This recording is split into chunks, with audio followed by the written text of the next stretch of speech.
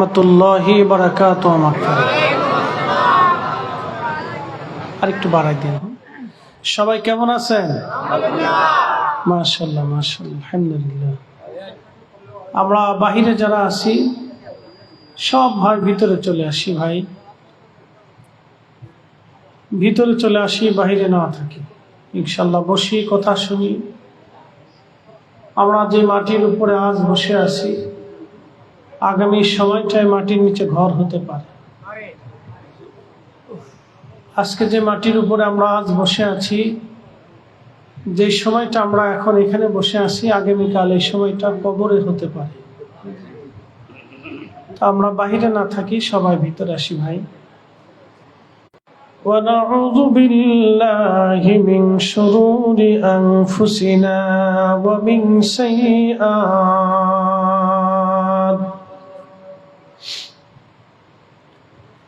ومن سيئات أعمالنا من يهده الله فلا مضل له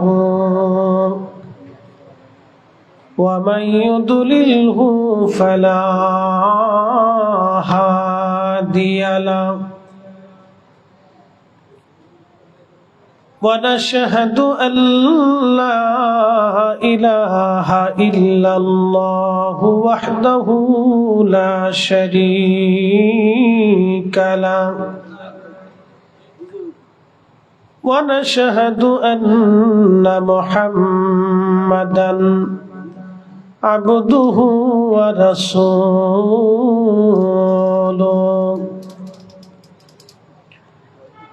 أرسله بالحق بشيرا ونذيرا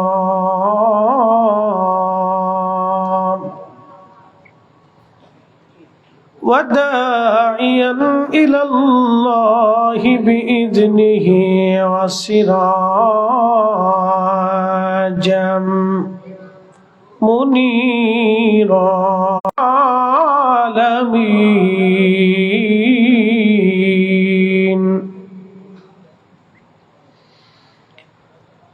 وفي آيات أخرى في شان حبيبه ومحبوبه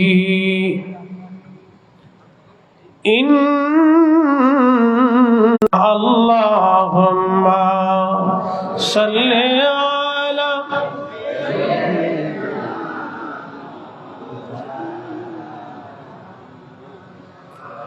وعلى آل سيدنا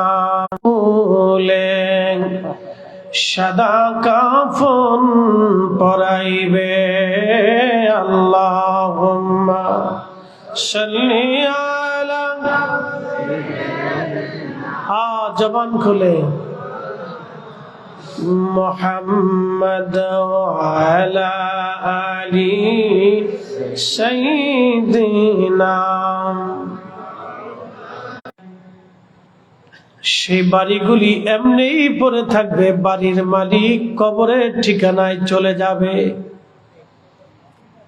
কত বিরাট বড় বড় রাজা বাদশাহ আমির উম্মত সাল্লাল্লাহু আলাইহি নূর মুহাম্মদ সাল্লাল্লাহু লা ইলাহা ইল্লাল্লাহ লা ইলাহা লা ইলাহা ইল্লাল্লাহু মুহাম্মাদুর রাসূল। ফুলদানিতে হৃদয় নবীর ফুলদানিতে গেঁথে রেখেছি প্রেমের মালা। ইয়া রাসূলুল্লাহ ইয়া হাবিবাল্লাহ ইয়া রাসূল। ৪১তম ঐতিহাসিক নুরানি মাহফিল তাফসীর কোরআন মাহফিলের সম্মানিত সভাপতি, মদিনা কমপ্লেক্সের সম্মানিত সভাপতি, বিশিষ্ট মুরব্বী, আপনাদের এই সাতক্ষীরার কৃতি সন্তান, বিশিষ্ট মান্যবর আলেম দ্বীন জনাব আল্লামা মাওলানা সিদ্দিকুর রহমান সাহেব মাদ্দাসাল্লাহুল আলী সহ সকল উলামা ইকরাম, উলামা আহলে সুন্নাহ, রাম জীবন নবীদের ইমাম, শিরোতাজ, সঈদ, মাকামে মাহমুদওয়ালা, হাউজে কাউসারওয়ালা, সব সৃষ্টির যিনি সভাপতি, তিনি আমাদের নবী। আল্লাহ আমাদের তৌফিক কিন্তু সবার নাই। বহু আব্দুল হামিদ আছে সুদ খায়, বহু আব্দুল হামিদ আছে ঘুষ খায়, বহু আব্দুল হামিদ আছে গিরাম বলে খালি লেটা বাঁধায় কিলিকবাজি করে বেড়ায়। কথা কর না, জোরে বলেন, আছে না? বহু আছে। কিন্তু আল্লাহ যাকে কবুল করে তার মসজিদের কাজে খেদমতে নিয়োজিত করায়, মাদ্রাসার খেদমতে তারে নিয়োজিত করে। আল্লাহ সবারই দিয়ে কাজ করে। এই মাহফিল সাজানোর সময় অনেক মানুষে মতামত দিছে, কমেন্টস করছে যে ধুরু এগুলো এই বৃষ্টি বাদলের দিন না করলেও তো চলে। ও বান্দা, তোমার আমি রিজিক দিছি, অর্থ দিছি, খাবার দিছি। এই আম গাছ, একই মাটির ভিতরে আমরুপালি, আমভোগ, ল্যাংড়া, কানা, বুবা, এক একটার এক এক নাম আর কি, আমি অত জানি না। তো এক এক আমের এক এক নাম, এক এক আমের এক এক স্বাদ, মাটি একটাই। একসাথে বলবেন আল্লাহু আকবার। এই কারিগরকে বুঝে যাবে না। সাথে দিলাম এই রিজিক আমি আল্লাহর পথে তুমি ব্যয় করো, তোমার মরণ আসার আগে, মরণ আসার আগে, মরণ আসার আগে। ইন্না আযাবি লাশাদীদ, বুঝে যাবেন আপনি কেন শুকরগুজারি বান্দা হবেন। একটু খেয়াল করবেন, আমার যুবক ভাই যারা আছেন, মুরব্বী বাবা যারা আছেন, আমার মায়েরা যারা আছেন, আমি যতটুকু জানি সাতক্ষীরার মানুষ ওয়াজ নসিহত শুনতে খুবই প্রিয়। আপনার দরওয়াজা ছাড়বে না। কারণ কি, এই কুকুরটা আল্লাহর আইন মানে,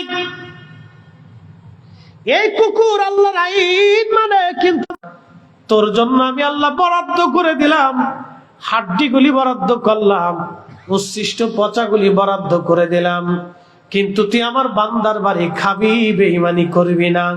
কুত্তা আল্লাহর আইন অনুযায়ী আমাদের বাড়ি খায়, কিন্তু আল্লাহ বলেন আমি আল্লাহর প্রতি তুমি কৃতজ্ঞ হও, আমি তুমি আল্লাহর প্রতি কৃতজ্ঞ হও, শুকর আদায় করো, নাফরমানি করিও না, অকৃতজ্ঞ হইও না, নাফরমানি করিও না, অকৃতজ্ঞ হইও না।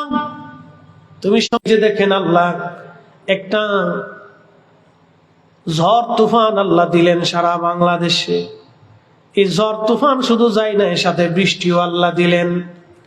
কোটি দেখেন, যদিও আপনাদের কষ্ট হয়েছে, কিন্তু কোটি কোটি মানুষের উপকার হয়েছে, কোটি কোটি মাখলুকের উপকার হয়েছে, কোটি কোটি ফসল, হেক্টর জমির ফসলের উপকার হয়েছে। যদিও আপনাদের অনেকের ক্ষতি হয়েছে, কিন্তু কোটি কোটি মানুষের উপকার হলো। এত প্রচন্ড গরম যিনি ঠান্ডা বানাই দিলেন, একসাথে বলেন সেই ক্ষমতার মালিক কে? না না, হাত উঁচু করে বলেন কে? ঘূর্ণিঝড় কি আবহাওয়া অধিদপ্তর? ওয়া মামাতি লিল্লাহি রাব্বিল আলামিন। ওল হুজুর, আপনি বলে দেন, মুসল্লি প্রত্যেক জুমাতে অনেক আলেম ওলামাও থাকে, অনেক চোর ডাকাতও থাকে, লুচ্চে বদমাশও থাকে, সুদখোর ঘুষখোরও থাকে, ভালো মন্দও থাকে, আবেদ জাহিদও থাকে, বুজুর্গও থাকে, দুষ্টও থাকে, আবার তলবে এলমও থাকে, একশের মুরব্বিও থাকে, যুবকও থাকে। চিন্তা করলাম, আমি নামাজে দাঁড়াইলাম, খতিব আমি যদি সুন্দর মতো লম্বা লম্বা সেজদা না দেই, মুসল্লি কি বলবে? মুসল্লির ভাই আল্লাহকে ভয় বাদ দিয়ে আপনি জনগণকে ভয় পাইলেন, মুসল্লিরে ভয় পাইলেন, তখনই নামাজের মধ্যে শিরিক ঢুকে গেল। গ্রামে নামাজ পড়তে গেছে, বিআই বাড়িতে গেছে, বিআই চিন্তা করলো, বিআই আসেন মসজিদ বড় সুন্দর, নামাজে আসেন, বিয়ায় চিন্তা করলো নামাজে যদি না যায় তাহলে বিয়ার মঙ্গলবার শালিশ দরবার পরে করবো, জোহরের আজান পড়ছে, আসেন নামাজ পড়ে আসি। ওর ভিতরে দেখবেন কিছু সংখ্যক মানুষ বেনামাজি, নামাজ পড়ে না। এরা চিন্তা করলো যদি নামাজে না যায় সমাজ কি বলবে, সমাজ কি বলবে, আজ দুর্নাম হবে, চলো নামাজে যাই। তখন তারা সমাজের ভয়ে নামাজে যায়। আল্লাহ রসুল বললেন উম্মত তখনই নামাজে শিরিক এসে যাবে। এই যে জুমার দিনে সাপ্তাহিক কিছু মুসল্লি আছে সারা সপ্তাহের মধ্যে নামাজ পড়ে না, শুধু জুমার নামাজ পড়ার জন্য যায়। জুমার নামাজের আজান পড়লে গোসলাদি করে সেন্টেড মেরে একটু ভাব, মসজিদে না যায় সমাজের মানুষ কি বলবে, তখন আর নামাজে আল্লাহর ভয় নাই, ভয় হয়ে গেল সমাজের। কিন্তু আমাদের নামাজ হবে কার জন্য? আল্লাহর কোরআন বলতেছে قد أفلح المؤمنون الذين هم في صلاتهم خاشعون।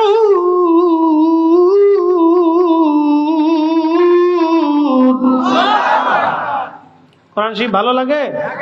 তাহলে একসাথে আবার ধরে বলে আল্লাহু আকবার।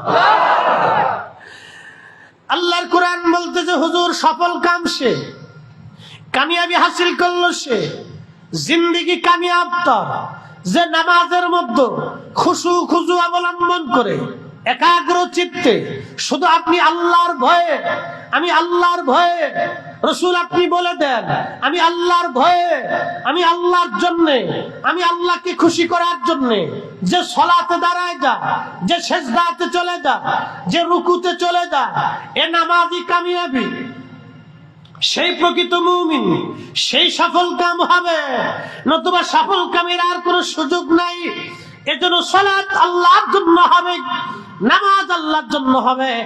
সমাজের ডরে নামাজ হবে না, নামাজ হবে আল্লাহর ভয়ে, আল্লাহর জন্য নামাজে দাঁড়াবেন। কালকে জুমার দিন আসতেছে, এই জুমার দিনের ফজিলত আল্লাহ রাসূল উম্মতকে বলেন উম্মতেরা জুমার দিন আযান পড়ার সঙ্গে সঙ্গে ইয়া আইয়ুহাল্লাযীনা আমানু ইযা নুদিয়া লিস-সালাতি মিন ইয়াউমিল জুমআতি ফাসআউ ইলা যিকরিল্লাহি ওয়া যারুল বাই'। হে ঈমানদার, জুমার নামাজের আযান যখন পড়ে যায় তুমি বেচা বিক্রি বন্ধ করো, ব্যবসা বন্ধ করো, চাকরি বন্ধ করো, ক্ষেত খামার বন্ধ করো, সংসার বন্ধ করো, গরু ছাগল বন্ধ করে দাও, বেচা বিক্রি বন্ধ করো, সমাজ কামাজ বন্ধ করো, তোমার জীবনের সব চাহিদা বন্ধ করো। এখন নামাজের জন্য রেডি হও, নামাজের জন্য তৈরি হও, আল্লাহর স্মরণে মসজিদের দিকে তুমি ধাবিত হও। দালিকুম খায়রুল লাকুম ইন কুনতুম তা'লামুন। যদি তুমি বুঝো, যদি তুমি বুঝো এটার ভিতরে বিরাট কল্যাণ নিহিত আছে। আল্লাহর নবী বললেন জুমার দিনে যে মুসল্লি গোসল আদি করিয়া সুন্দর পোশাক পরিয়া, চমৎকার পোশাক পরিয়া পায়ে হেঁটে হেঁটে হেঁটে হেঁটে মসজিদে চলে যায় আদবের সাথে, মসজিদের প্রথম কাতারে ইমামের কাছাকাছি বসে আদবের সাথে খুতবা শুনে ধীর স্থিরতার সাথে নামাজ আদায় করে খুব আদবের সাথে বের হইয়া আবার হেঁটে হেঁটে হেঁটে হেঁটে বাড়ি চলে আসে। সুনান তিরমিজিতে বিশুদ্ধ সনদে আল্লাহর নবী বললেন উম্মতেরা শুনে নাও, প্রত্যেক কদমে কদমে আমার আল্লাহ 1 বছরের নফল রোজা এবং নফল নামাজ 1 বছর একটানা করলে যে নেকি হয়, প্রত্যেক কদমে কদমে আল্লাহ ওই জুমার মুসল্লির কদমে কদমে আল্লাহ নেকি লিখে দেয়। না না, আরো জোরে বলেন আল্লাহু আকবার।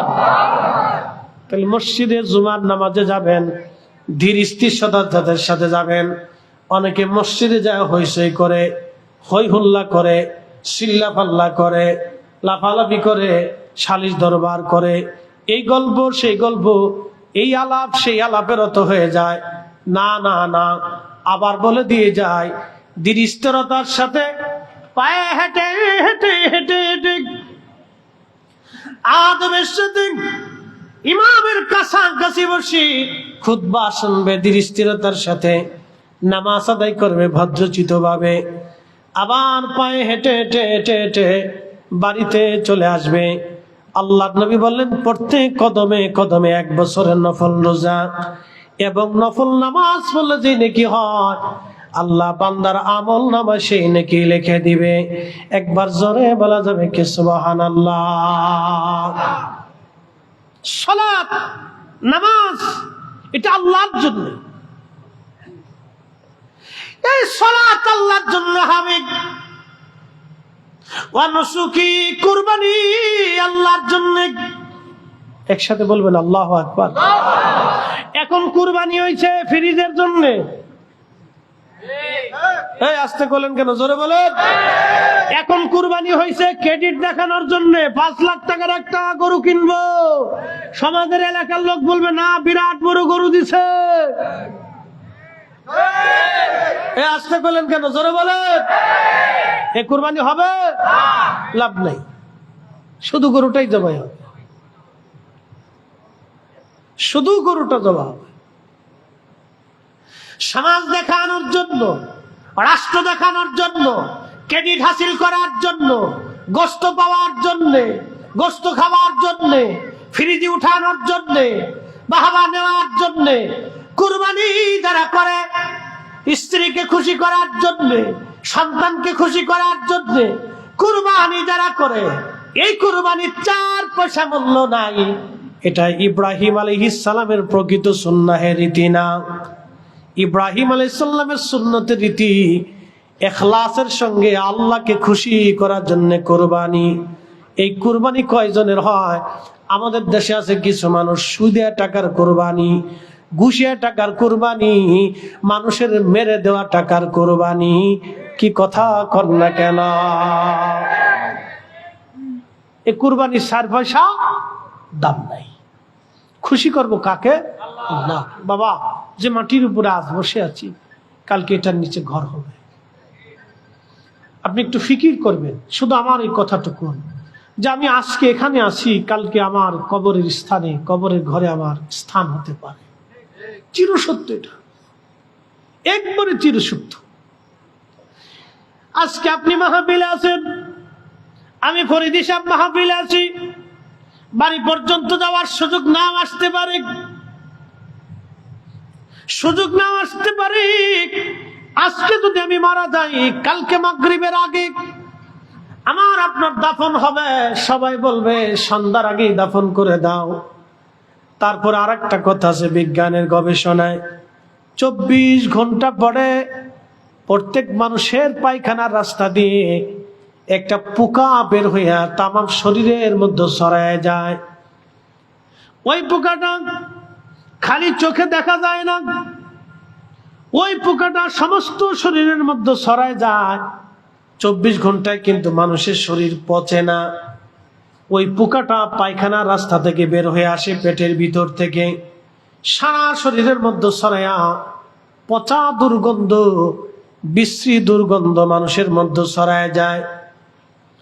যেই প্রাণীর স্ত্রীর জন্য আপনি সুদ খাইলেন, ঘুষ খাইলেন, অন্যায় করলেন, সেই স্ত্রীও তাড়াতাড়ি বলবে দাফন করে দেন।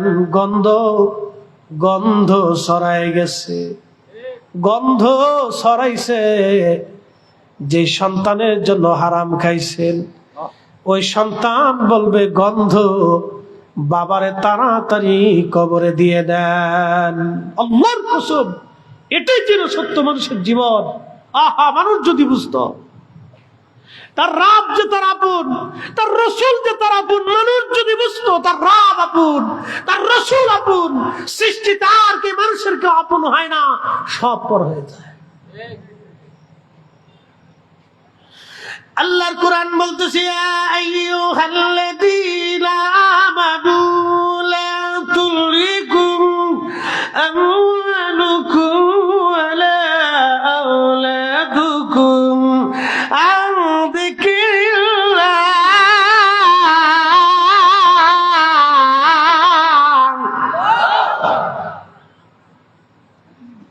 এই বান্দা,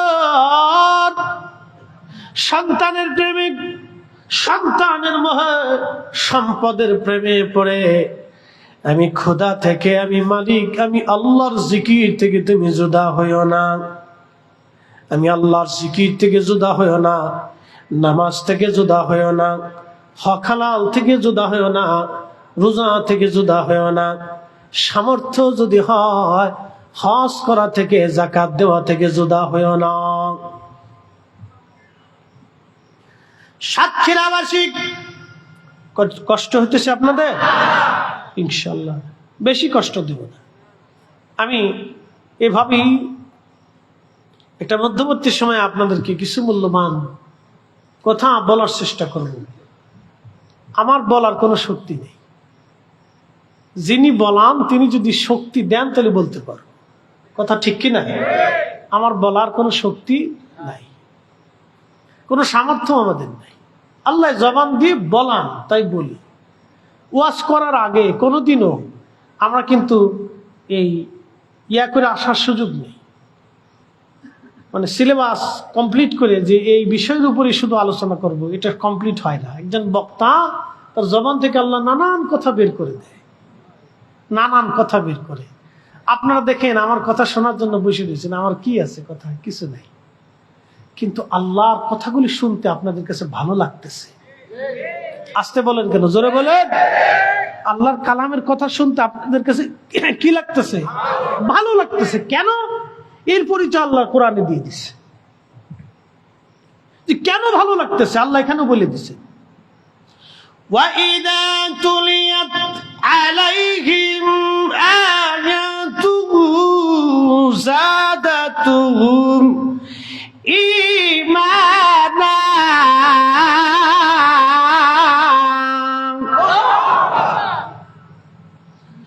وَإِذَا تُلِيَتْ عَلَيْهِمْ آيَاتُهُ زَادَتْهُمْ إِيمَانًا।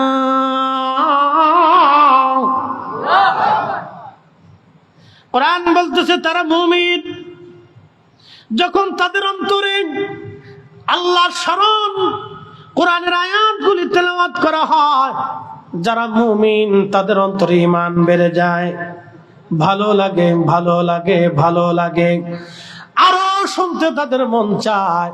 আর যারা মুমিন বেঈমান, কোরআনের আলোচনা শুনলে তাদের গায়ে জ্বালা ধরে যায়। কথা কোন ঠিক কিনা?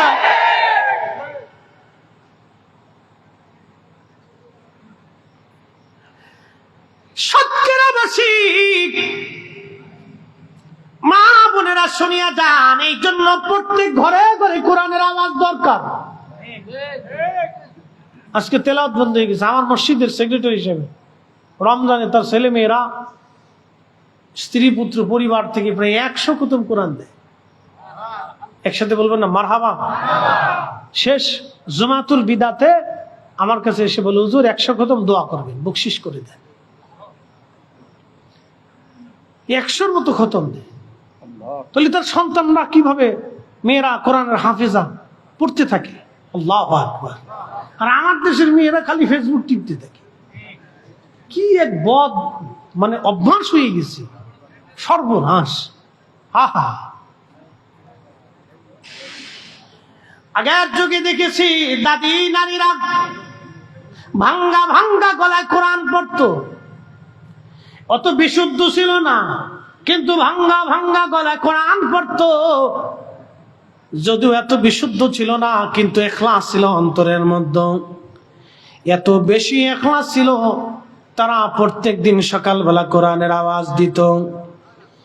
প্রত্যেক ঘরে যদি সূরা বাকারা তেলাওয়াত হয়, মনে রাখবেন সূরা বাকারা প্রত্যেক ঘরে যদি তেলাওয়াত হয়, ওই ঘরে জিন ভূত প্রেত শয়তান বদমাশ বালা মুসিবত ওই ঘরের ভিতরে প্রবেশ করতে পারে না। একবার জোরে বলা যাবে কে মারহাবা? সূরা বাকারার ফজিলতে আসছে। সূরার নাম কি? জোরে বলেন, জোরে বলেন, জোরে জোরে। সূরা বাকারা। আলিফ লাম মিম যালিকাল কিতাবু লা রাইবা ফীহি হুদাল লিল মুত্তাকিন আল্লাযীনা ইউমিনুনা বিল গায়বি ওয়া ইউকিমুনাস সালাতা ওয়া মিম্মা রাযাকনাহুম ইউনফিকুন ওয়াল্লাযীনা ইউমিনুনা বিমা উনসিলা ইলাইকা ওয়া মা উনসিলা মিন ক্বাবলিক ওয়া বিল আখিরাতি হুম ইউকিনুন। সূরা বাকারা যদি কেউ তেলাওয়াত করে, জিন ভূত শয়তান তার ঘরের মধ্যে আসবে না, বালা আসবে না।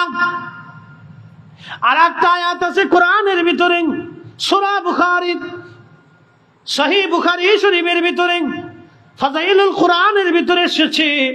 আল্লাহর নবীর সাহাবী আবু হুরায়রা রাদিয়াল্লাহু আনহু বলেন, আল্লাহর নবী আমাকে বললেন, আবু হুরায়রা বাইতুল মাল তুমি পাহারা দেবা।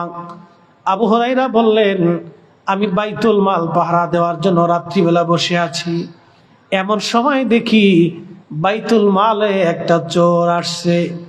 এই যে আমরা যারা হাজি হজ করতে যাব, মাস্টার সাহেব জানে হজের সময় মক্কায় চুরি হয়।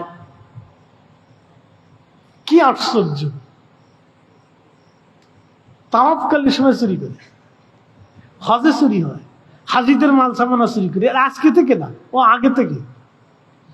আচ্ছা আপনাদেরকে বলি, জবাব দিবেন তো, হজের মাল সামানা চুরি করে হিন্দুরা না একসাথে বলে? হিন্দুরা, ইহুদিরা, খ্রিস্টানেরা, বৌদ্ধরা, তো কারা? তো যে হজের হাজিদের টাকা চুরি করে ও মুসলমান নেই? বুঝে যাবে। মাকালের ফল দেখতে ভালো, উপরে লাল নীল ভিতরে কালো, ঠিক কিনা? মাকালের ফল দেখতে ভালো, উপরে লাল নীল ভিতরে কালো। সারা জীবন এমনি গেল দয়াল, খাইতে আমরা পারলাম না। যার ভিতরে নাই রসুলের প্রেম, তার সাথে ভাব কইরো না। কথা বলেন, যার ভিতরে নাই কোরআনের প্রেম, তার সাথে ভাব কইরো না। মাকালের ফলের অভাব নাই, নামে মুসলমান, কাজে নাই। কি কথা কর না, ঠিক কিনা? মসজিদে এখনো জুতা চুরি হয়, কারা করে? অথচ আমরা মুসলিম মুসলিম মুসলিম মুসলিম, যারা জীবন দিয়েছে মিথ্যা বলে নাই। মুসলিম যারা কুফফারদের সামনে হাসতে হাসতে জীবন দিয়েছে, কাফেরের কাছে মাথা নত করে নাই। আমরা মুসলিম, ফিলিস্তিনের মুসলমানেরা হাসতে হাসতে জীবন দিয়ে দেয়, ইসরায়েলের কাছে মাথা নত করে নাই। কথা বলেন ঠিক কিনা?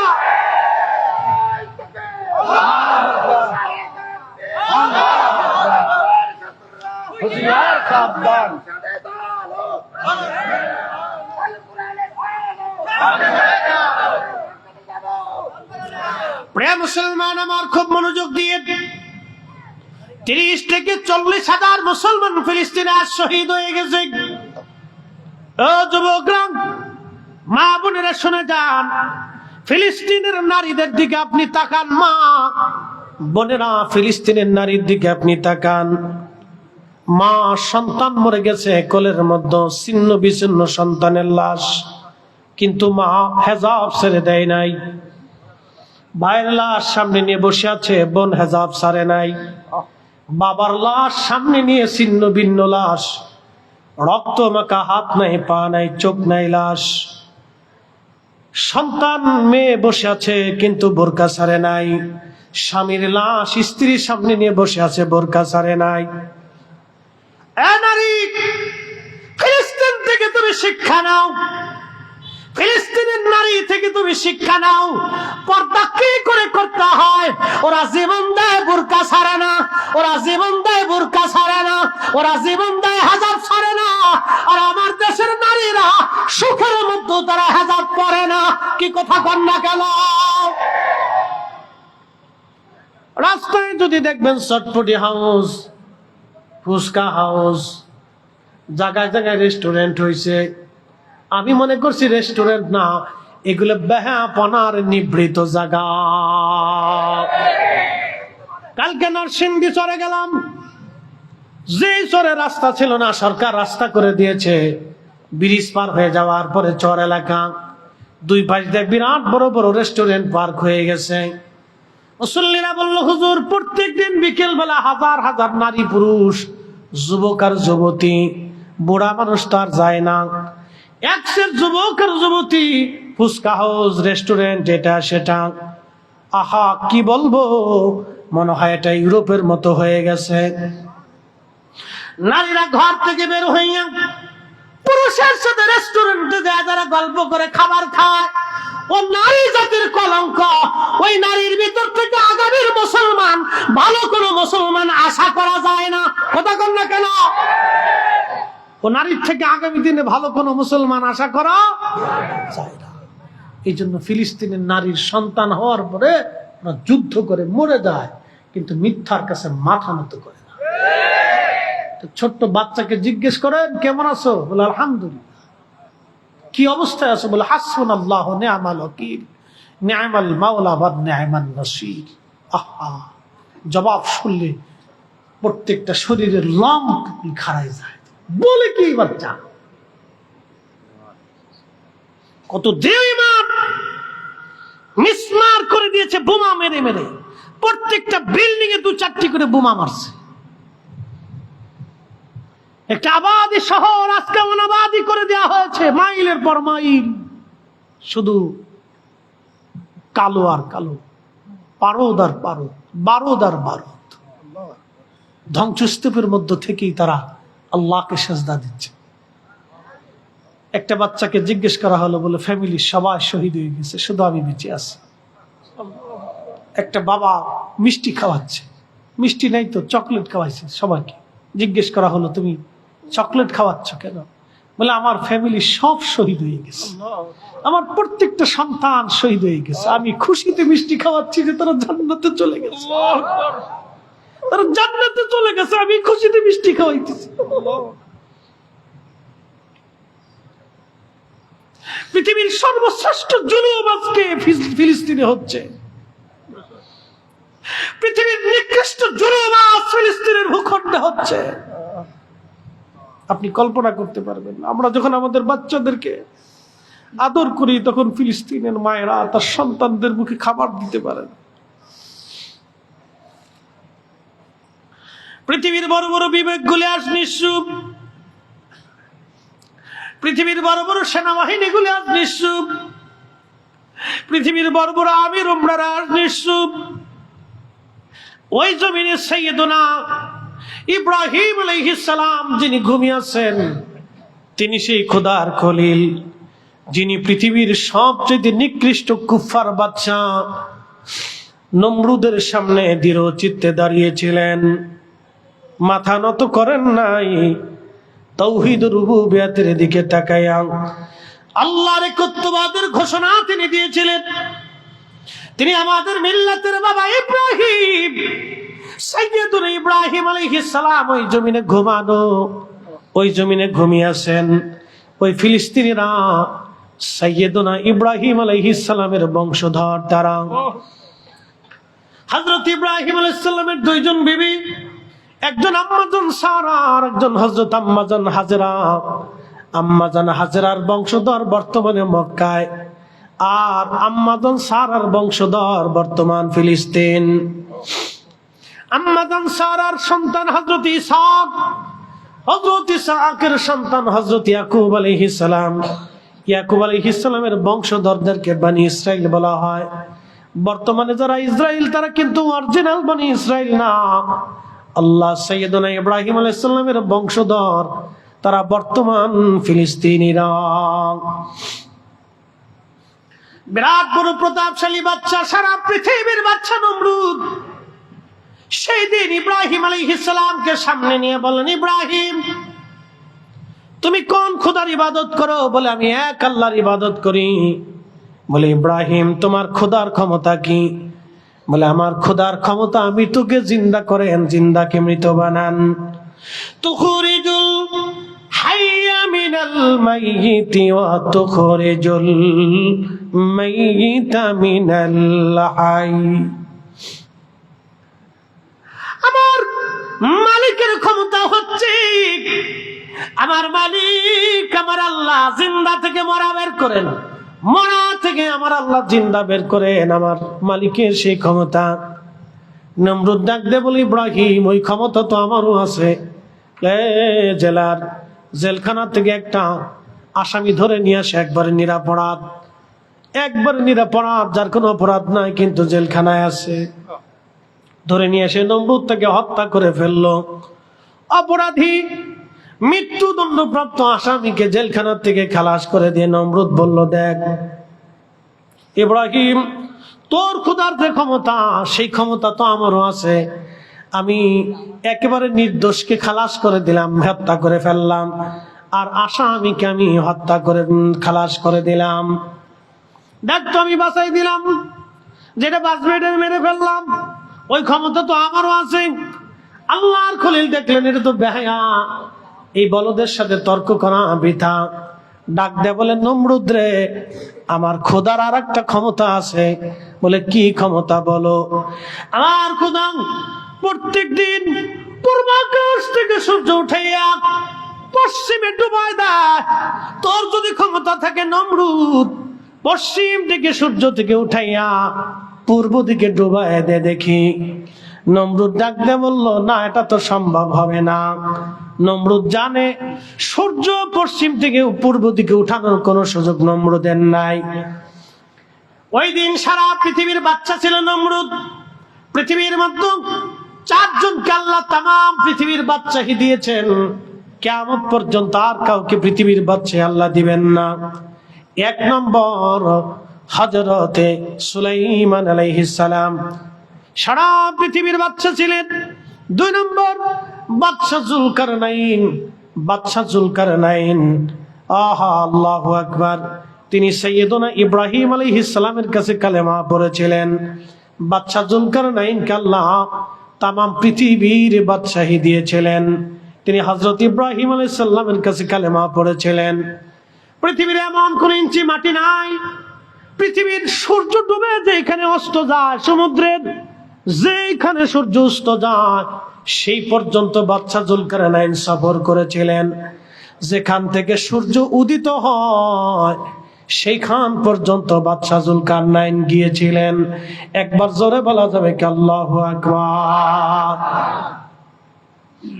তেলের গাড়ি তেলে চলে,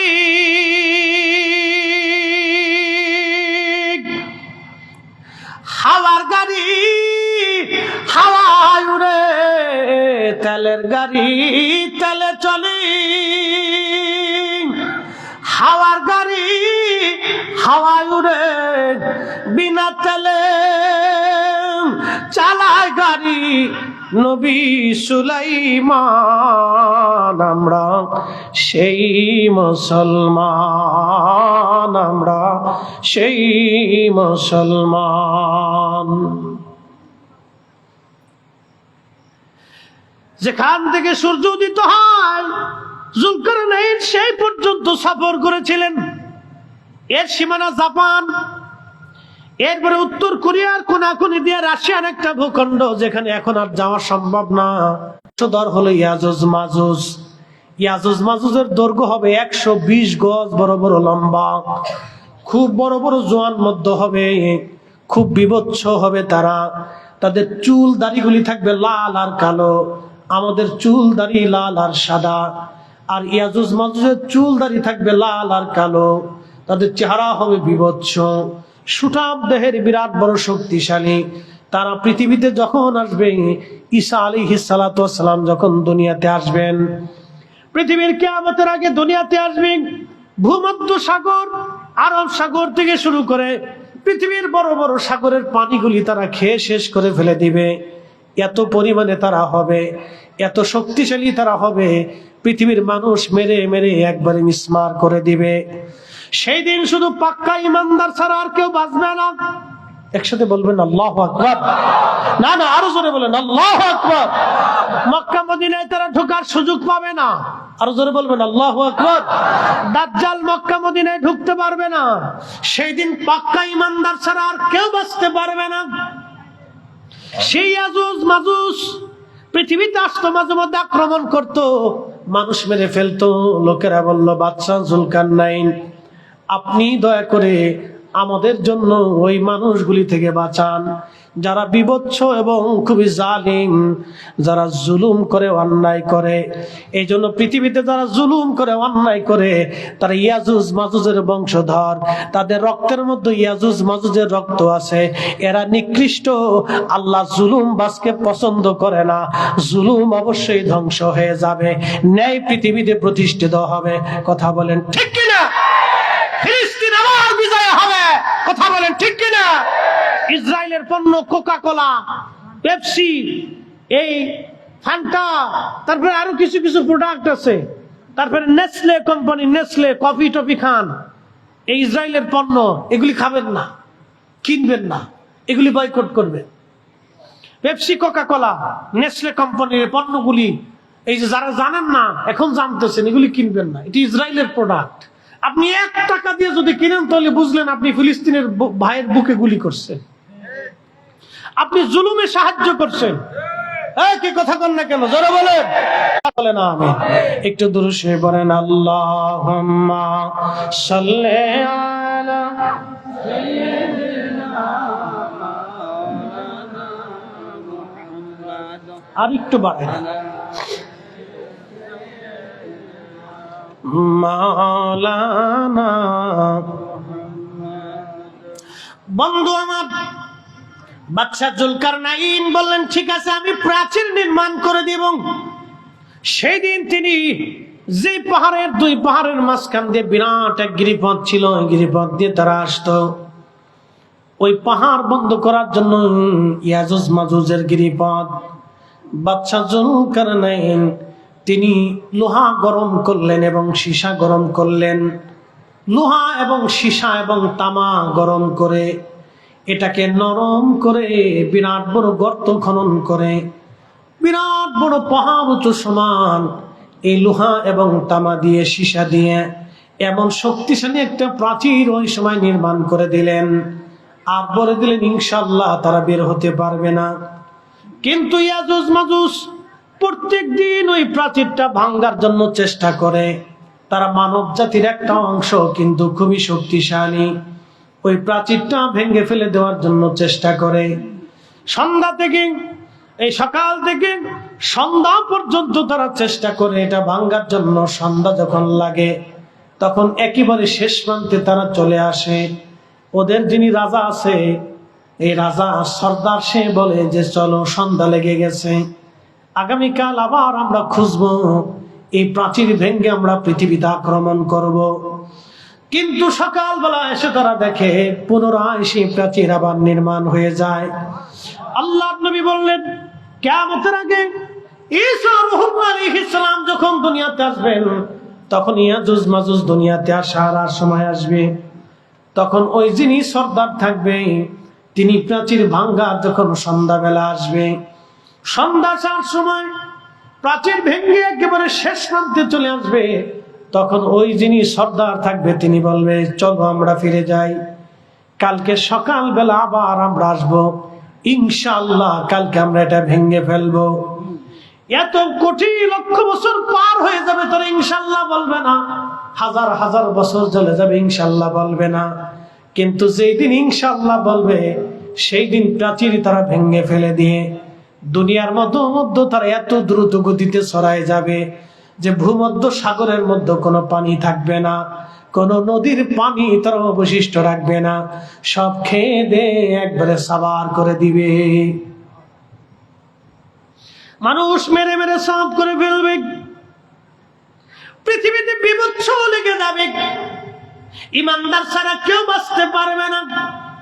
সমস্ত মানুষেরা হযরতে ঈসা রুহুল্লাহ আলাইহিস সালাতু ওয়াস সালামের কাছে যাবে, ওগো আল্লাহর নবী, আপনি তো এই নবীর উম্মত হয়ে আসছেন, আপনার দোয়ার বরকত আছে, ইয়াজুজ মাজুজের অত্যাচারে আমরা ধ্বংস হয়ে যাচ্ছি, পৃথিবী নিশ্চিহ্ন হয়ে যাচ্ছে, আপনি ওদের জন্য বদদোয়া করে দেন। হযরতে ঈসা রুহুল্লাহ আল্লাহর দরবারে হাত বাড়াবেন, রাব্বি এত বড় শক্তিশালী জাতি, যাদের সাথে যুদ্ধ করার মতো সেনাবাহিনী আমাদের নাই। আল্লাহ তুমি এই জাতিকে ধ্বংস করে দাও। দেখবেন ইসরায়েল একদিন ধ্বংস হবে। আল্লাহর দরবারে এমন একজন হাত মারে কেটে ফেলবে, যার হাত আমার আল্লাহ আসমান থেকে ফিরাবে না। কি কথা বলেন, ঠিক না বেঠে?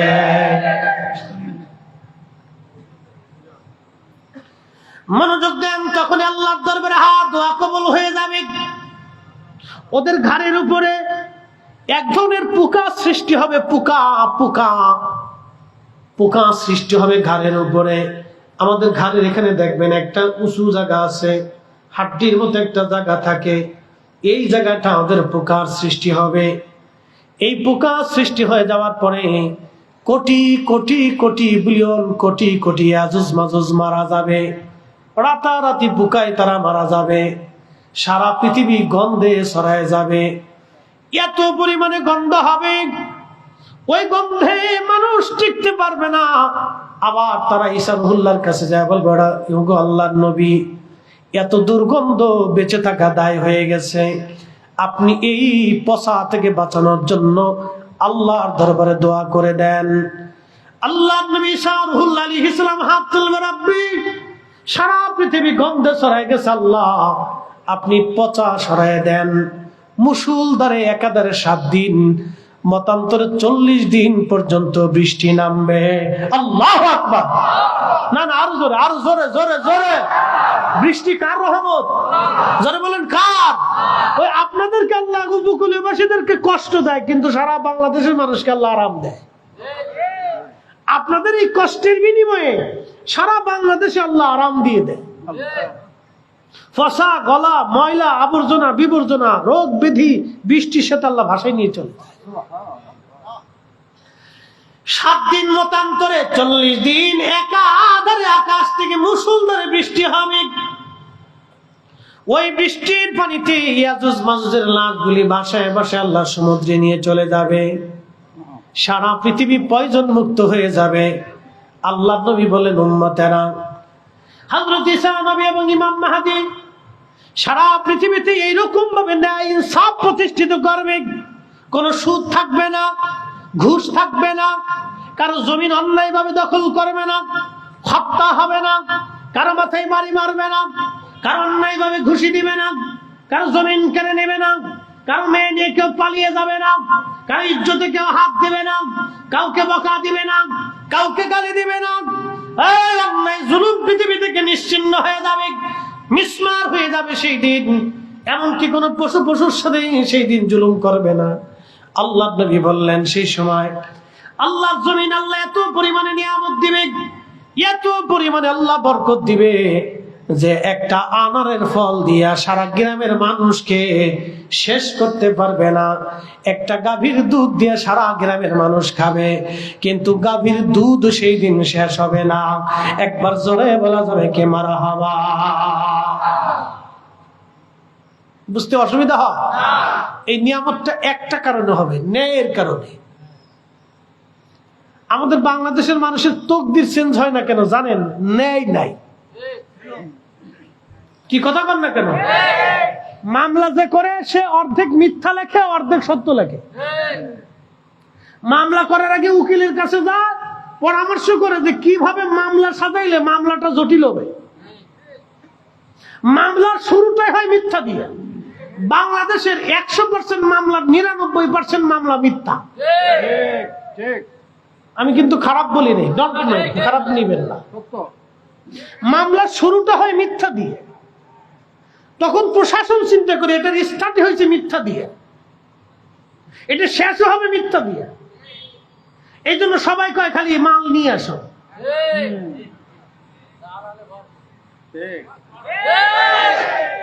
এই জন্য বৃষ্টি হয়, নিয়ামত বাড়ে না। ফসল হয়, ফসল বাড়ে না। গাভী আছে, দুধ হয় না। দুধ খান, শক্তি হয় না। ফল খান, বরকত হয় না। খাবার খান, কিন্তু বরকত হয় না। কারণটা কি? শুধু অন্যায়ের কারণে। এত পরিমাণে হয়েছে, সাক্ষ্য দিতে যায় যে সে মিথ্যা বলে যায়। নামাজ পড়ে মিথ্যা সাক্ষ্য দিচ্ছে। কি কথা কেন আছে না? নামাজ পড়ে মসজিদ থেকে বের হয়ে যাইয়া সমাজে কিলিকবাজি করে। এই সমস্ত অন্যায়ের কারণে আমাদের জন্য আল্লাহর রহমত কমে যাচ্ছে। আপনি আমেরিকার দিকে তাকান, অ্যাটেনশন, মনে কিছু নিয়েন না।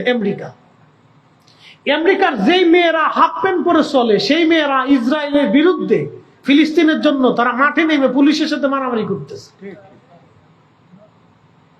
আপনি দেখেন ইউনিভার্সিটির ছেলেরা, মেয়েরা, কারণ কি? ওরা ধর্মের জন্য না, ওরা মানবতার জন্য। যে অন্যায় ভাবে মানুষগুলিকে মেরে ফেলে দেওয়া হচ্ছে, পৃথিবী নীরব থাকবে শুধু এই ন্যায়ের জন্য। ওদের নারীরা অর্ধ উলঙ্গ থাকে, সন্তান জন্ম দেয়, কিন্তু একটা ঘুষখোর পাবেন না। যাই দেখেন ফলের ভিতরে ফরমালিন দেয় না, খাবারের ভিতরে বিষ মিশাই না।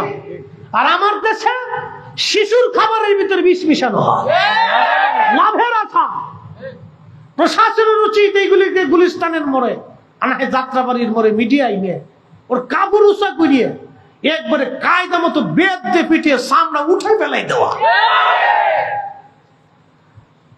আমার সন্তান, আমার বাচ্চার ক্যান্সার হচ্ছে, ছোট্ট বেলা একটা বাচ্চা হার্ট স্ট্রোক করতেছে, ব্লাড ক্যান্সারে রূপান্তরিত হচ্ছে, ওর ফ্যাপসা কলজে নষ্ট হয়ে যাইতেছে। কারণটা কি? এই সমস্ত ভেজাল খাবারের জন্য। অতি লোভে, বিরাট লাভের জন্য এই মানুষগুলি খাবারের ভিতর বিষ মিশিয়ে দিতেছে। মানুষই করতেছে বাবাজি, এরা মানুষে করে। আহা, আমি নবী না মানিলাম, কি যে ভুল করিলাম, ভস্মে ঢালিলাম ঘি, মানুষ হইয়া ভবেতে আসিয়া মানুষের করিলাম কি। মানুষ হইয়া ভবেতে আসিয়া মানুষের করিলাম কি। মানুষ মানুষকে হত্যা করে। একটা ছোট্ট শিশু মেয়ে, মানুষ থেকে নিরাপত্তা নেই। এই আপনার মেয়েটাকে, 6 বছরের মেয়েটাকে রাস্তায় ছেড়ে দিয়ে রাতে ঘুমাতে পারবে? কিসের ভয়? শিয়ালে নিবে না, কুত্তায় নিবে না, ওরে মানুষই নিয়ে যাবে। তার মানে অর্থ হচ্ছে আমরা পশু পাখি, শিয়াল কুত্তার চাইতে নিকৃষ্ট হয়ে গেছি। আমরা মানুষ নামের মানুষ কলঙ্ক হয়েছি, মানুষ নামের মানুষ হতে পারি নাই। কথা বলেন ঠিক না?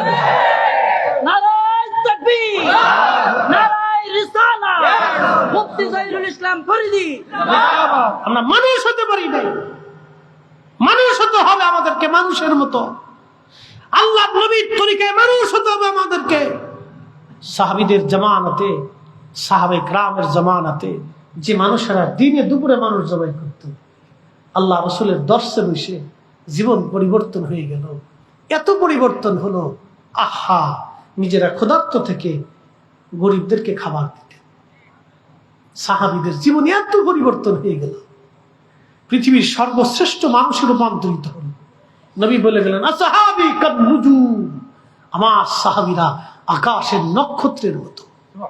একসাথে বলা যাবে না আল্লাহু আকবার? পৃথিবীর শ্রেষ্ঠ মানুষে রূপান্তরিত হলেন। কারণ কি? রাসূলের দর্শে বসে মানুষের মতো মানুষ হয়ে গেছে। প্রিয় সাক্ষীরা, মুসলমান, বলছিলাম কথাগুলি অনেক আমাদের বুঝে যাওয়া দরকার, আমাদের শিখে যাওয়া দরকার। খুবই মনোযোগ দিয়ে কথাগুলি আর শুনে যাবেন। একটা ঘটনা বলি, আপনাদের মাঝ থেকে বিদায় নিব। হযরতে ওমর রাদিয়াল্লাহু আনহু বসে আছেন। ও যুবক বন্ধুরা, আমার মা বোনেরা, কথাগুলি শুনে যান। হযরত ওমর বসে আছেন মসজিদে নববীর বারান্দায়। ঠিক এমন সময় লোকেরা একটা যুবক ছেলেকে ধরে নিয়ে আসছে। হযরত আমিরুল মুমিনিন বললেন, লোকেরা, তোমরা যুবকটাকে কেন ধরে নিয়ে আসছো বলো? বলে, হুজুর, এই ছেলেটা আমাদের বৃদ্ধ বাবাকে হত্যা করে ফেলছে। আমিরুল মুমিনিনের কাছে আসছি, তিনি যেন আল্লাহর কোরআন অনুযায়ী ফয়সালা করে দেন, আল্লাহর বিধান অনুযায়ী ফয়সালা করে দেন। হযরতে ওমর রাদিয়াল্লাহু আনহু তিনি যুবককে ডাক দিয়ে বলেন, যুবক রে, তুমি কি তাদের বৃদ্ধ বাবাকে মেরে ফেলছো? যুবক ডাক দিয়ে বলল, হ্যাঁ হুজুর, আমি তাদের বৃদ্ধ বাবাকে হত্যা করে ফেলছি। যুবক রে, কি জন্য তুমি মারছো বলো? বলে, হুজুর, আমার একটা উট আছে, এই উটের একটা বাচ্চা আছে, বাচ্চাটা খুবই সুন্দর, আমি তারে খুব মহাব্বত করি। এই উটের বাচ্চাটা খেলতে খেলতে খেলতে খেলতে এই উটের বাচ্চাটাই বৃদ্ধের বাগানে চলে গিয়েছিল। মানুষ চার কারণে মানুষকে ভালোবেসে থাকে, মনে রাখবেন সারা জীবন। চার কারণে মানুষকে ভালোবাসে। 1 নম্বর জামালিয়াত, 2 নম্বর কামালিয়াত, 3 নম্বর কারাবাত, 4 নম্বর এহসান। জামালিয়াত, কামালিয়াত, কারাবাত, এহসান। জামালিয়াত মানে সৌন্দর্য। মানুষ যদি সুন্দর হয় দেখবেন তারে খুব মহব্বত করে। ছোট্ট বাচ্চারা সুন্দর, সবাই তারে কোলে নেয়, চুমা দেয়, আদর করে। একটা বিড়ালের বাচ্চাও যদি সুন্দর দেখায়, মালিক তারে কোলে করে ঘুরে বেড়ায়। একটা ছাগলের বাচ্চা সুন্দর হলে মালিক তারে কোলে করে চুমা খায়। বন্ধু, দেখবেন প্রাণীরা সুন্দর হলে মানুষ তাদেরকে আদর করে। এটার নাম জামালিয়াত। জামালিয়াতের জন্য হযরতে ইউসুফ আলাইহিস সালাম মিশরে বিপদে পড়ে গিয়েছিলেন। এই জন্য নারীরা সুন্দর। আল্লাহ এই জন্য বলে দিলেন, নারীদেরকে বোরকার নিচে রেখে দাও, পর্দার নিচে রেখে দাও, পর্দা করাও, বোরকার নিচে দিয়ে দাও, পর্দার আড়ালে দিয়ে দাও। নারী পর্দার আড়ালে নিরাপদ থাকে, নারী পর্দার আড়ালে নিরাপদ থেকে যায়। আজকে দেখলাম এই যে নির্বাচন, মনে কিছু নিবেন না, আমি নির্বাচনের বিরোধী না। একটা মার্কার নির্বাচন যাইতে যাই এক বোরকাওয়ালা বেডি এমন নাচা নাচতেছে, এই বোরকার ইজ্জত নষ্ট করে ফেলছে। যারা বোরকা পইরা নাচানাচি করে টিকটক করে, এইগুলোর জুতা দিয়ে বাইরে নেওয়ার দরকার। ও আমার মায়ের বোরকার ইজ্জত নষ্ট করছে, আমার পর্দানিসীন বোনের বোরকার ইজ্জত নষ্ট করে ফেলেছে। বোরকা পরে যায় টিকটক বানাচ্ছে। কতটা নিকৃষ্ট মনের অধিকারী, নিচু মন, ছোট লোকের বাচ্চা। প্রায় মুসলমান সাক্ষীর আবাসিক, কষ্ট হইতেছে আপনাদের? হ্যাঁ, সারাত না, একবার কম দেব না। কালকে হলো আমার জুমা, আবার পরের দিন ফজরের নামাজ পড়ি এই হজ ক্যাম্পে চলে যেতে, একটা জ্বালা আছে। তো যা হোক, ইনশাল্লাহ এই একবারে কম সার্ভিস দিবার না, ভয় নেই। আমার সোহেল ভাই বলতেছে, ভাইজান হুজুর আপনি আসছেন, শুকরিয়া, আপনি আসাটা আমাদের জন্য ভালো, আপনি আসছেন, পাইছি আল্লাহ। আসলে এই অঞ্চলে আমার একটু আশাটা কম। আমি চট্টগ্রাম লেন, সিলেট লেন, এই ময়মনসিংহ লেন, এই অঞ্চলে বেশি প্রোগ্রাম আমার বেশি হয়। প্রত্যেক দিন সিজনে এদিকে আবার ওই বাদমাগরি, বাদাসা, রাত্রে, মিড রাইটে 2-3টে করে হয়। তো যার কারণে এই টানে আমার আসতে অনেক দূরত্ব হয়, বিধায় অনেক সময় ইচ্ছা থাকলেও আমি নিতে পারি না, মানে বেশি কষ্ট হয়ে যায়। তারপর যা হোক, আল্লাহর ইচ্ছা, আসতে হবে, ইনশাল্লাহ আসবো। আপনাদের এই লেনে মানুষ ওয়াজ শুনতে খুবই আগ্রহী, একসাথে বলবো না মারহাবা? একটা ভালো একটা দিক। তো মনোযোগ দেন, আমি শেষ দিকে চলে আসব, কথাগুলো একটু শোনার প্রয়োজন। এই যে কথা বলছিলাম আমরা, কোথায় রাখছিলাম বলেন তো? জামালিয়াত, কামালিয়াত, কারাবাত, এহসান। জামালিয়াত মানে সৌন্দর্য। আমার রসুল এত সুন্দর ছিলেন, একসাথে বলবেন আল্লাহু আকবার। এত সুন্দর, পৃথিবীর কোন মা এরকম সন্তান জন্ম দিতে পারে। বিশ্ববিখ্যাত ইমাম হাফিজুল হাদিস, আজ থেকে 450 বছর আগের মক্কার ইমাম, ইমামুল হারামাইন আশ-শরীফাইন, মোল্লা আলী কারি মাক্কি হানাফি রহিমাহুল্লাহ, তিনি মক্কাতে দর্শ দিতেন 450 বছর আগের ইমামুল হারামাইন, মানে মদিনা এবং হারামের, 2 হারামের ইমাম ছিলেন তিনি। আল্লাহু আকবার। মদিনাতেও তিনি হাদিসের দর্শ দিতেন, মক্কাতেও তিনি হাদিসের দর্শ দিতেন। এত বড় মুহাদ্দিস ছিলেন, সেই জমানার হাফিজুল হাদিস ছিলেন। 1 লক্ষ হাদিস মুখস্থ ছিল। একসাথে বলবেন আল্লাহু আকবার। তিনি আমার রসুলের প্রশংসা একটা কিতাব লিখছেন, আল মাউরিদুর রাবি ফি মাউলিদিন নবী সাল্লাল্লাহু আলাইহি সাল্লাম। মিলাদুন নবী নিয়ে আপনারা বিতর্ক করেন না, এটা অনেকে বুঝে না। এটা এই বিতর্ক করে আমরা আরো মুসলমানদের ভিতর ভাগ করে দিছি। কি কথা বল না কেন? দলে দলে ভাগ করে দিছি। দেখেন 450 বছর আগের মক্কার ইমামুল হারামাইন তিনি মিলাদুন নবীর উপর কিতাব লিখছেন, আমার ঘরে আছে, আল মাউরিদুর রাবি ফি মাউলিদিন নবী সাল্লাল্লাহু আলাইহি সাল্লাম। উনারও 100 বছর আগে কিতাব লিখছেন আল্লামা ইমাম সুয়ুতি। তিনি মিশরের আল আজহার বিশ্ববিদ্যালয়ের তৎকালীন বিরাট বড় চ্যান্সেলর ছিলেন, 2 লক্ষ হাদিসের হাফেজ ছিলেন। তিনার কিতাবের নাম হুসনুল মাকাসিদি ফি আমালিল মাউলিদ, মিলাদুন নবীর উপরে লিখছেন। তারও 100 বছর আগে আল্লামা ইমাম শামসুদ্দিন জাকরি রাহমাতুল্লাহি আলাইহি মিলাদুন নবীর উপর কিতাব লিখছেন, আল মাউরিদুস সাদি ফি মাউলিদিল হাদি। একসাথে জোরে বলা যাবে না মারহাবা? চিন্তা করেন তো, এগুলো আমার কাছে আছে। তো এগুলি নিয়ে যারা ঝগড়া করে, এগুলো আমি মনে করি এগুলো ছোট লোকই এক ধরনের ব্যবসা, ছোট লোকই কথা। আইম্মা ইকরাম যেখানে সমাধান দিয়ে গেছে সেখানে আমাদের কলম দেওয়া উচিত না। এখানে মীমাংসিত বিষয়, এটা নিয়ে ঝগড়া করার কোনো সুযোগ নাই। আমরা এগুলি কইরা আমাদের ভিতরে ফাটল সৃষ্টি করছি। আমরা যুবকদেরকে আলাদা করে দিয়েছি, বৃদ্ধদেরকে আলাদা করে দিয়েছি, মা বোনদেরকে আলাদা করে দিয়েছি। কি কথা কন না, ঠিক কিনা? এগুলির কোনো মানে প্রয়াস নেই, কোনো সুযোগ নেই, সুযোগ দিবেন না। তো মোল্লা আলী কারি মাক্কি রাহিমাহুল্লাহ তিনি এই কিতাবের মধ্যে রাসূল করিমের একটা শান লিখছেন। হযরতে মোল্লা আলী কারি মাক্কি বলেন, রাসূলের জামালিয়াত এত সুন্দর ছিল, হালিমাতুস সাদিয়া রাদিয়াল্লাহু আনহা সুদূর তায়েফ থেকে মক্কা আসছে বাচ্চা নেওয়ার জন্য, ধাত্রী মা হওয়ার জন্য তিনি আসছেন। হযরতে হালিমাতুস সাদিয়া বলেন, দুনিয়ার মানুষ আমি মক্কায় আসলাম, সারা মক্কা খুঁজে খুঁজে দেখি একা ঘরের মধ্যে কোনো বাচ্চা নাই। ধনীরা সব আগে বাচ্চাদেরকে নিয়ে চলে গেছে।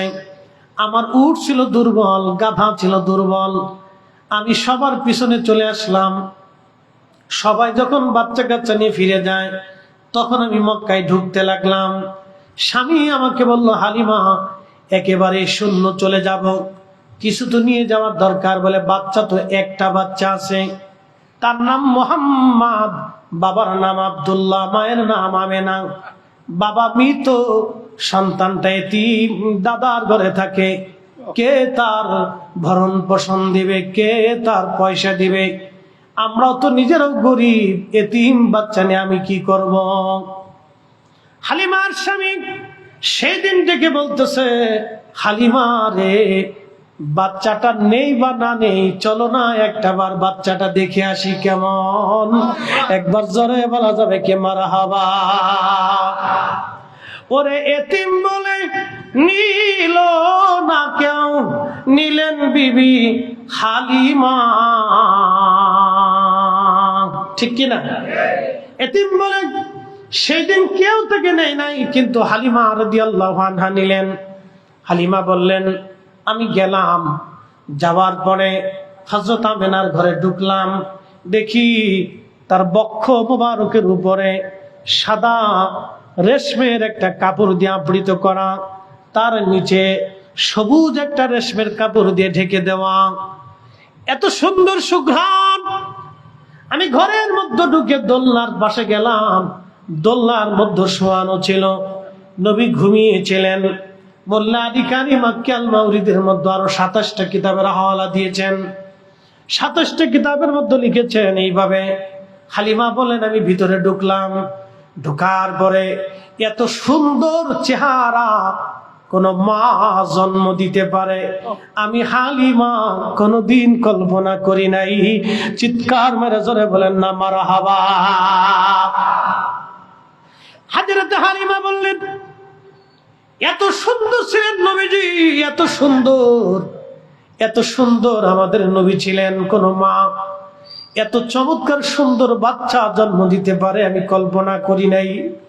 সৌন্দর্যটা দেখে আমি হালিমা পাগল হয়ে গেলাম।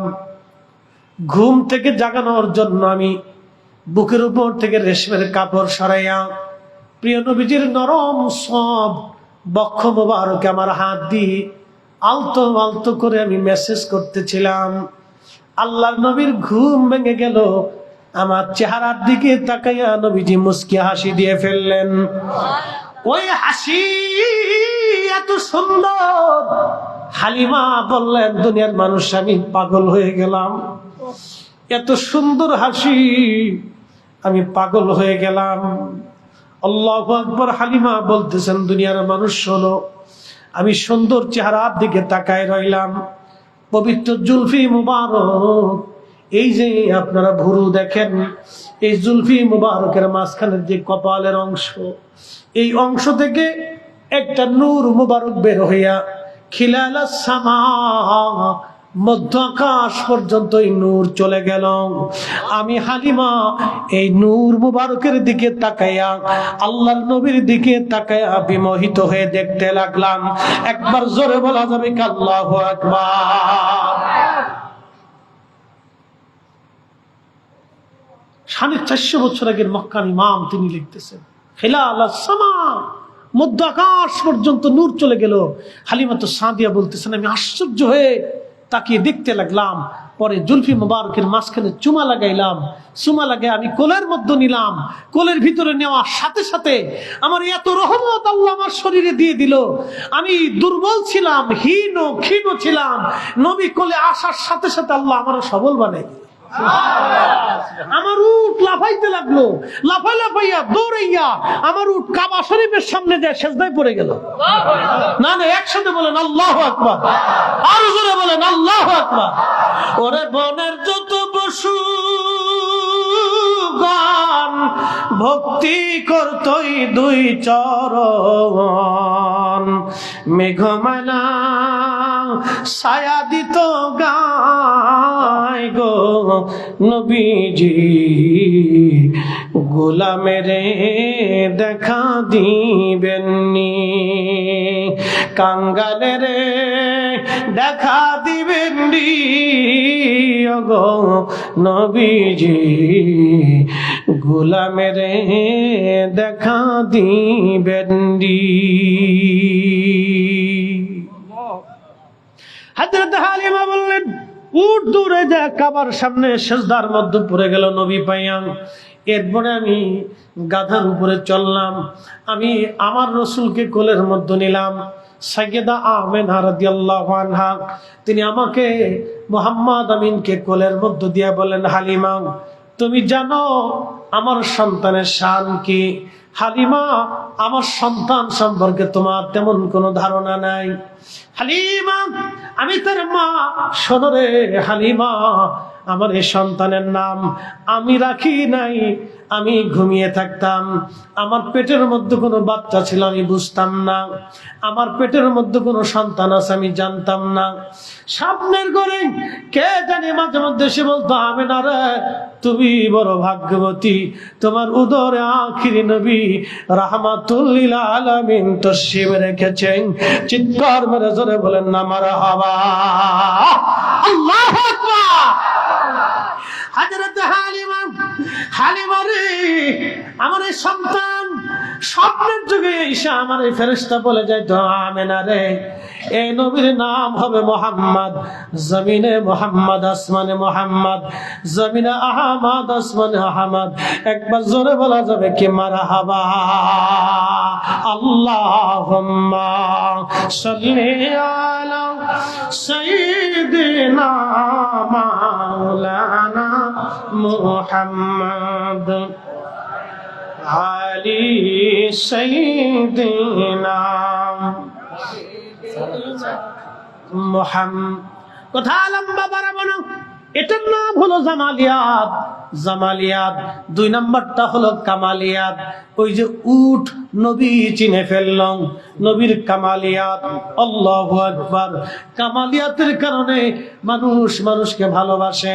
এই যে আপনারা হযরত আবু বকর সিদ্দিক ফুরফুরাবি রাহমাতুল্লাহ আলাইহিকে কেন ভালোবাসেন? উনি কামিল ছিলেন, আল্লাহর ওলি ছিলেন। গুনাহগার কাটিকে কেন ভালোবাসেন? নলতা শরীফের হুজুর কেবলাকে কেন ভালোবাসেন? শাহজালালকে কেন ভালোবাসেন? খানজাহান আলীকে কেন ভালোবাসেন? উনরা আল্লাহর পেয়ারা ছিল, উনরা কামালিয়াতের অধিকারী ছিল, বিদায় আমরা ওনাদেরকে ভালোবাসি। জামালিয়াত ও কামালিয়াত। 3 নাম্বার হলো কারাবাত। কারাবাত মানে নৈকট্য।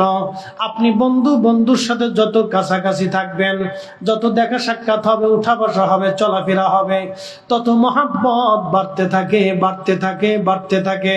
এটার নাম কারাবাত। এই জন্য সন্তানদেরকে সময় দিতে হয়, স্ত্রীকে সময় দিতে হয়, ফ্যামিলিকে সময় দিতে হয়, সমাজকে সময় দিতে হয়, মানুষদেরকে সময় দিতে হয়, বন্ধু বান্ধবদেরকে সময় দেওয়া লাগে। এটার নাম কারাবাত। 4 নাম্বার এহসান। এহসান মানে দয়া, দয়া, দয়া। আমরা আজকে দয়া করা ভুলে গেছি। আল্লাহর নবী বললেন, মাল্লাম ইয়ারহামিন নাস মাল্লাম ইয়ারহামিল্লাহ। যে মানুষকে দয়া করে না, আল্লাহ তাকে দয়া করে না। যে মানুষকে দয়া করে না, আল্লাহ তাকে দয়া করে না। আমরা নিজেরা খাই কিন্তু প্রতিবেশী গরিব থাকে, আমরা নিজেরা খাই কিন্তু প্রতিবেশী খায় না, আমরা নিজেরা ভালো মন্দ খাই কিন্তু প্রতিবেশীদেরকে দেয় না। আপনার বাড়ি যদি গরুর গোশত রান্না হয়, প্রতিবেশীর বাড়ি যদি চাচা দাদা গরিব দরিদ্র থাকে, দাদি নানি যদি দরিদ্র থাকে, তাহলে তাকে ডেকে নিয়ে আসবেন, অথবা তার বাড়িতে আপনারা তরকারি খাবার পৌঁছায় দিয়ে আসবেন। আল্লাহর নবীর সারা জীবনের সুন্নাত ছিল এটা, উম্মত তোমরা তরকারির মধ্যে ঝোল বাড়ায় দাও, তরকারি বাড়াও, নিজেরা খাও, প্রতিবেশীদেরকে তোমরা খাওয়াও। আজকে এই সুন্নত আমরা ভুলে গেলাম, এই সুন্নতের কথা আজকে আমাদের মনে নাই। আমরা নিজেরা খাবো, প্রতিবেশীদেরকে খাওয়াবো, আমরা নিজেরা খাবো, আত্মীয় স্বজনদেরকে খাওয়াবো। আল্লাহ বললেন, ইন্নাল্লাহা ইয়ামুরু বিল আদলি ওয়াল ইহসানি ওয়া ইতাইযিল কুরবা। তোমাদেরকে হুকুম করলাম পৃথিবীর মধ্যে তোমরা ন্যায় করবা, অন্যায় করবা না, আর ইহসান করবা, দয়া করবা, মায়া করবা, দয়া করবা, মায়া করবা। মানুষকে দয়া করবা, সৃষ্টিকে দয়া করবা, মাখলুককে দয়া করবা, মানুষকে দয়া করবা। যার অন্তরে দয়া নাই সে মানুষ হতে পারে না, যার অন্তরে ভালোবাসা নাই সে মানুষ হতে পারে না, যার অন্তরে মায়া নাই সে মানুষ হতে পারে না। আল্লাহ রাসূল আল্লাহর কোরআন বলতেছেন, ওয়া ইতাইযিল কুরবা, নিকট আত্মীয় স্বজন যারা আছে, দরিদ্র থাকলে দেখাশোনা করবা, খাবার দাবার দিবা, কাপড় চোপড় কিনে দিবা, খোঁজ খবর তাদের রাখবা, তাদের সঙ্গে সুন্দর সুসম্পর্ক রাখবা, তাদেরকে বাড়িতে দাওয়াত করবা, তোমরা তাদের বাড়ি খোঁজ খবর নিতে যাইবা। আত্মীয়তার সঙ্গে যারা সুসম্পর্ক রাখে, আল্লাহ রাসূল বলেন আমার আল্লাহ তার সঙ্গে সুসম্পর্ক রাখে। আর যে আত্মীয়তার সাথে সম্পর্ক নষ্ট করে, আল্লাহ রাসূল বলেন আল্লাহ তার সঙ্গে সম্পর্ক নষ্ট করে। অতএব এইগুলি আপনারাও খেয়াল করে চলবেন। আল্লাহ আমাদের তৌফিক দান করুন, সকলে বলেন আমিন। আর কথা বাড়াবো না, আসেন আমরা পেয়ারা নবীজিকে দাঁড়ায় সালাম জানাই। ইয়া নবী সালাম।